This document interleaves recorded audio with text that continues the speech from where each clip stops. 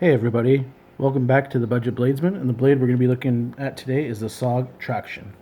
Okay, so let's get into the specs of this guy. Let's open it up here.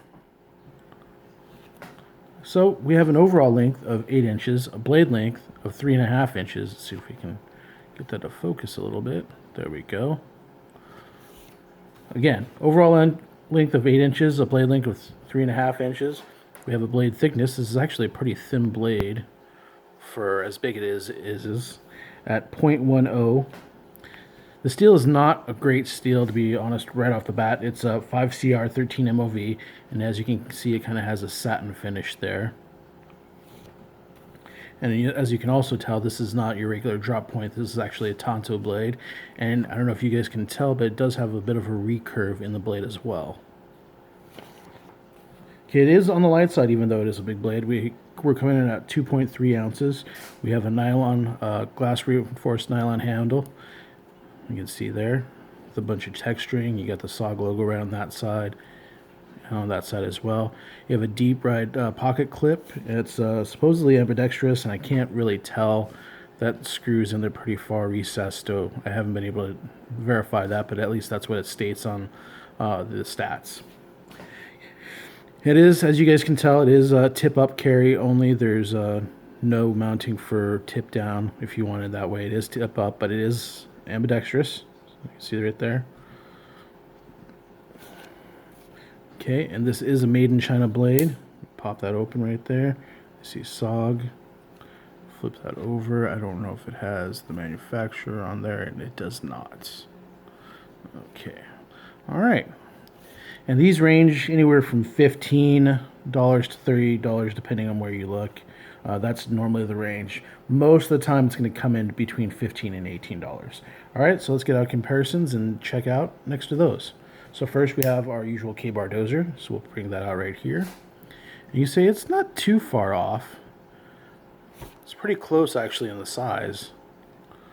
Let's see if we go end to end. We go blade length to blade length, it's pretty close. You get just a little bit more. I know it's 3.5 inches. I think that's the cutting edge, actually. If we go there, it is a little bit more. You can see it's kind of, that tanto tip gives it a little more. So let's pull that down a little bit, or our SOG down here, and then we'll pull out our Gerber flat iron.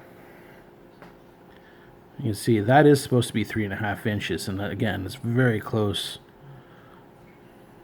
If we go sharpened blade length, it looks like actually get a little bit more on the SOG, even though it says, but the flat iron there, it's 3.5 inches overall length. I think the sharpened blade length is about 3 inches there.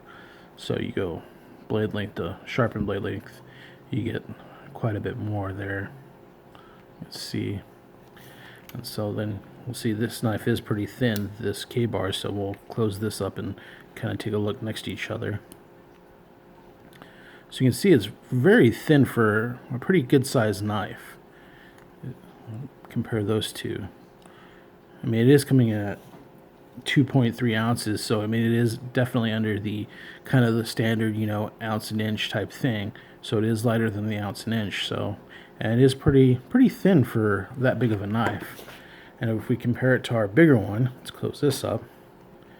You can see there's definitely a bit of difference on that. It's just, it doesn't look too bad, but it feels definitely different. This one definitely, the flat iron definitely feels more significant. So let's kind of talk about this SOG real quick. I kind of give you what my opinions on it. So you get definitely a good full grip on it. That pocket clip, the way it is, it doesn't really, I'm holding on this pretty tight, and it doesn't really I can't really feel it too badly. It's not really pushing in or giving me any sort of hot spots. And the jimping right here on the back's pretty good. Really gets you good and locked in. This is not a knife, though, that I would say is a collector's knife or something you want to have as a standard in your collection. You can kind of see it's pressed in here with pins or rivets, if I guess you want to say it that way. So it's not something we're going to really be able to take apart and, you know, clean out. I will say it does have a little bit of grittiness right here in the pivot. Right there it's fine, but right here there's a little bit of a grinding until you get to that. It is pretty well centered. Like I said, this is kind of a cheap knife. This isn't a knife that I would say, you know, I'd recommend definitely for your collection. I would say this is more of kind of a, you know, what I would call a buddy knife. And what I mean by that is like you know, your buddy that doesn't know anything about knives says, hey, I need to borrow a knife. You toss them this and not worry about them, you know, snapping the tip off or doing something that they're really not supposed to be doing, you know, prying with their this knife or something like that. The other thing I'm not a huge fan of is the recurve there. You can kind of see it does make it a little bit more difficult to sharpen. It's something you'd probably have to do, you know, ceramic rods or something like that, or get a good angle on there. It's just if you're a flat stone sharpener, it's going to be a little bit more difficult for you to kind of get that edge worked in there, just because it's kind of rounding it a little bit. And then of course you have the Tonto on there as well, but that's not, you know, Tonto you can just angle it like that and sharpen, but that recurve does make it a little bit more difficult to sharpen. I mean, it is a super light knife, and it does disappear in the pocket. And since we're talking about the pocket, I'm going to bring out the shorts here, and so we can get that on camera and see what it looks like. Now, these are still the same style shorts, even though it is a different color. And this is, like I said, a stand-in for our khakis as well, so you can see, put that in there, and that thing almost disappears in there as far from the pocket. You see, it's pretty far in there, and it is a pretty light knife. You really don't feel it a whole heck of a lot when you get it in the pocket, and then you can put your whole hand in there, no problem. I mean, the whole thing's in there. You can't really feel it at all.